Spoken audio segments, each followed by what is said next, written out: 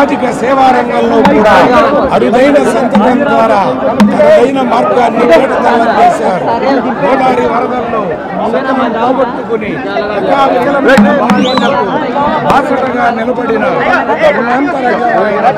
కృష్ణమ్మ ఒప్పొంగితే తనలోని మానవత్వం ఒప్పొంగి తెలుగు సినీ పరిశ్రమ తరపున సహాయ నిధికి నాయకుడై ప్రజా సేవా సంఘ సేవకుడై ఉరికిన ఉదార హృదయం ఆయనది. తల్లి పేరన వెలసి ఒడుదుడుకుల్లో తల్లడిల్లుతున్న బసవతారకమ్మ క్యాన్సర్ ఆసుపత్రి సారథ్య బాధ్యతను స్వచ్ఛందంగా తాకెత్తుకుని వైద్య సేవాలయాన్ని విశ్వ ప్రమాణాల స్థాయికి పెంచిన పవిత్ర సేవా నిరతి ఆయనది. ఆయన అందించిన నివాళి.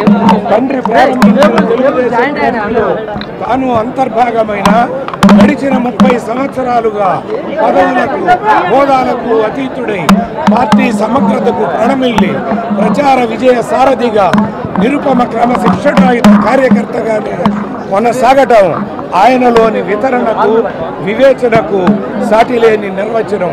ఇది పుత్రిమూర్తిగా ఆయన అందించిన నీరాజనం.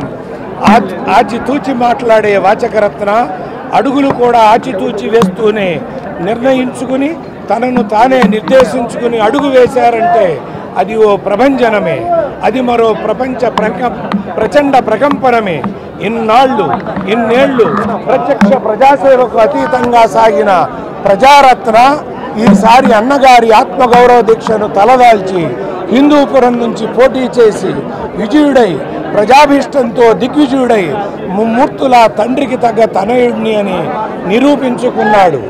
పంచభూతాల సమక్షంలో అందరివి జీవితాలే, కానీ కొందరివి మాత్రమే చరిత్రలు. నందమూరి తారక రామారావు ఓ సంచలన చరిత్రకారుడు. ఆ మహనీయుడి ఊపిరిలో ఊపిరిగా అడుగులో అడుగేస్తూ పయనిస్తున్న నందమూరి బాలకృష్ణది ఓ పరిపూర్ణమైన జీవితం. నందమూరి యవనిక పైన మొనదేలుతున్న మరో శిఖరం, రేఖలు విచ్చుకుంటున్న మరో దిక్చక్రం. రేపటి రోజున రాష్ట్రానికే కాదు తెలుగు తేజానికే కావాలి ఆయన జీవితం చిరస్మరణీయం, అనునిత్యం అనుసరణీయం.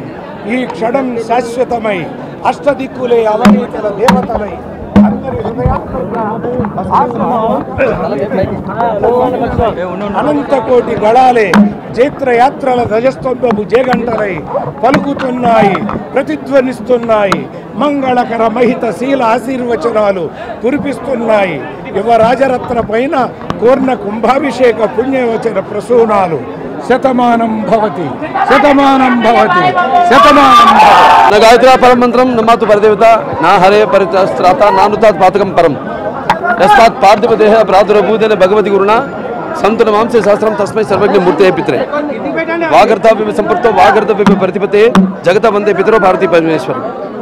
అటువంటి పుణ్య దంపతులకు బిడ్డగా పుట్టిన నేను మరి ఇంతమంది అభిమానులు సంపాదించుకోవడం అంటే, ఇటువంటి విలువైన అభిమానులు సంపాదించుకోవడం అంటే అది నా పూర్వజన్మ సుకృతంగా భావించుకుంటున్నాను.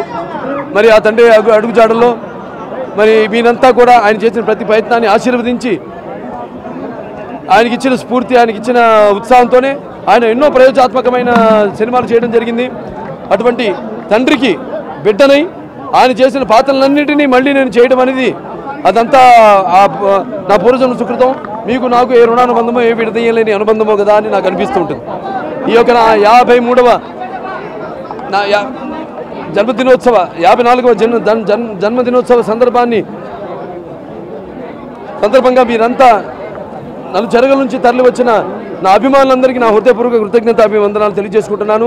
మీరందరూ ఇచ్చిన ఉత్సాహం ప్రోత్సాహం బట్టే ఇంతవరకు నేను ఎన్నో పాత్రలు చేయగలిగాను. అలాగే ఎన్నో సాంఘిక సంక్షేమ కార్యక్రమాలు చేపట్టాను. వాటికి మీరెప్పుడు మీ అండదండలు, మీ సహాయ సహకారాలు అందిస్తూనే ఉన్నారు.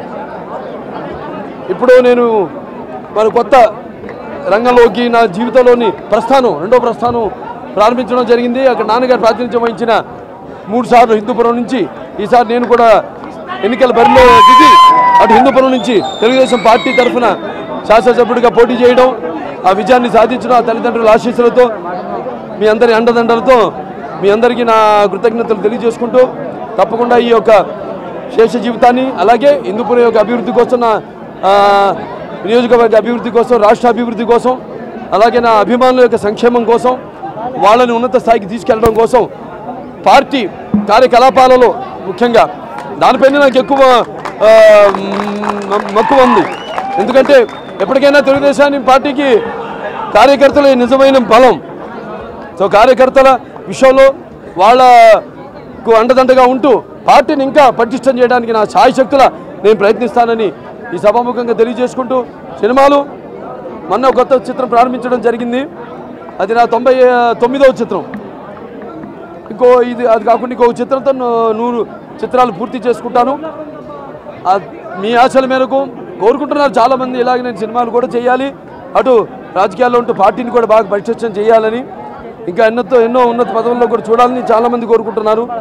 తప్పకుండా అవన్నీ ఒక్కొక్కటిగా నెరవేరుతాయి. నన్ను అడగడం జరిగింది, నేనే అన్నాను ఉంటావా లేదా మంత్రివర్గంలో, నేనే అనడం జరిగింది. లేదండి, నాకు ఇప్పుడప్పుడే లేదు అటువంటి కోరిక. పదవులకి నేను ఎప్పుడు కాదన్ను, కానీ నాకు ఇప్పుడు బాధ్యతలు కూడా ఉన్నాయి.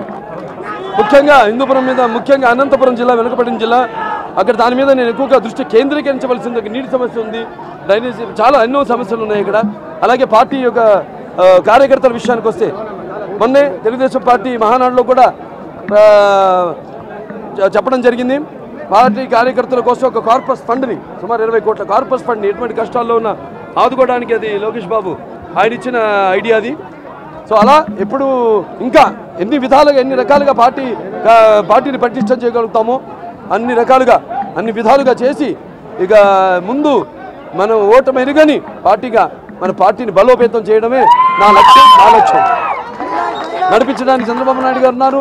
రాష్ట్రాన్ని కొత్తగా ఏర్పడిన రాష్ట్రం ఉంది ఇప్పుడు ఆంధ్ర రాష్ట్రం. ఇటు ప్రాంతాలు వేరైనా మన అంతరంగాలు ఒకటేనన్నా, భాషలు వేరైనా ధ్యాసలు వేరైనా మన భాష తెలుగు భాష అన్న నాన్నగారు అన్నారు 6 కోట్ల ఆంధ్రులని. వాళ్ళ 6 కోట్ల ఆంధ్రులు అయ్యాం, 2 రాష్ట్రాలుగా విభజించబడి. ఇవాళ మరి చంద్రబాబు నాయుడు గారి భుజస్కంధాల మీద ఎంతో బరువు బాధ్యతలు ఉన్నాయి. ఆయనే మన రాష్ట్రాన్ని ముందుకు నడిపించగల, అభివృద్ధి పథంలో నడిపించగల, మన జీవితాలను బాగు చేయగల, ఆర్థికంగా కానీ సామాజికంగా కానీ మన రాజకీయంగా కానీ చేయగలిగిన ఒక్క మగాడు చంద్రబాబు నాయుడు గారు. ఆయనకి మనం ఇంకా బలం చేకూరుస్తూ అటు ఆంధ్ర రాష్ట్ర అభివృద్ధి కోసం మనమంతా శాయశక్తుల కృషి చేయాలని, అలాగే తెలంగాణలో కూడా రానున్న ఎన్నికల్లో తప్పకుండా తెలుగుదేశం పార్టీ అధికారంలోకి వస్తుంది. ఇక్కడ ఉంది మనకి మంచి. ఈరోజు ఇంత అభివృద్ధి జరిగిందంటే అది కేవలం తెలుగుదేశం పార్టీ వల్లనే. ఇక్కడ మరి వాళ్ళ మిగులు ఇక్కడ బడ్జెట్ ఉందంటే దానికి ఆనాడు తెలుగుదేశం పార్టీ చంద్రబాబు నాయుడు నాయకత్వంలో చేసిన అభివృద్ధి కార్యక్రమాల వల్లే. సో అవన్నీ గుర్తుపెట్టుకుని అన్ని ప్రాంతాల్లో కూడా రేపు ఇంకా ఇప్పుడు మనం ఇక్కడ ఆంధ్ర రాష్ట్రాల అధికారంలో, అటు తెలంగాణలో కూడా తప్పకుండా ముందు తెలుగుదేశం పార్టీ అధికారంలోకి వస్తాను మీ అందరికీ తెలియజేసుకుంటూ, మరొకసారి మీరు నాకు ఇస్తున్న ఈ ఉత్సాహ ప్రోత్సాహాలకి, మీ చూపుతున్న వాత్సల్యాభిమానానికి మరొకసారి నా కృతజ్ఞత అందరూ తెలియజేసుకుంటూ